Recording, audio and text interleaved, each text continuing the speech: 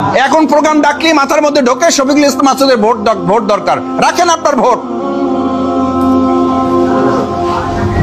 রাখেন আপনার ভোট। এটা বলি কেন জানেন? আপনি সিদ্ধান্ত নিয়ে যাবেন অমুক পাল্লায় মারবেন, আপনার হাতটা ওই সময় প্যারালাইজ করে যিনি দিতে পারেন তার নাম কে? আপনার হাতটা এক সিল থেকে আর এক সিলে নিয়ে দিতে পারেন তার নাম কে? আপনি চাইলে শফিকুল ইসলাম মাসুদকে ভোট দিতে পারবেন, এটা আপনি বিশ্বাস করেন, আমি বিশ্বাস করি না। আমি বিশ্বাস করি না।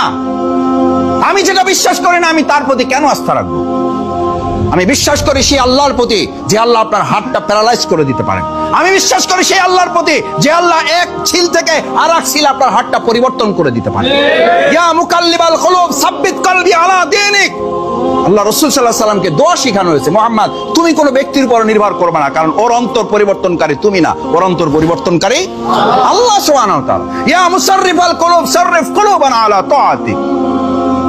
ও সিদ্ধান্ত নিয়ে গেছে একটা, ভিতরে যায় মাইরে আসবে আর একটা, এটার মালিক কে? আল্লাহ। আপনি কিসের ভোটের ভয় দেখেন?